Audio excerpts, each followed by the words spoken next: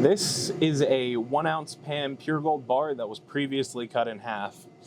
And this is a German Haas laser Profi weld from 1998. We're gonna put this back together using this idiot.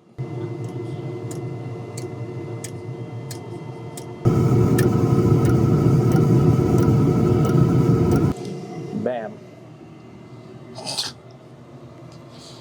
That shit's hot.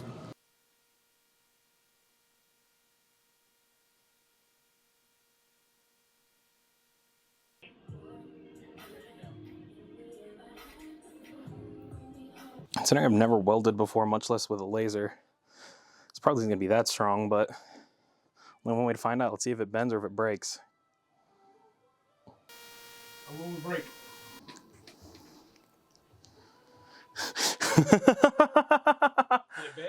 It bent?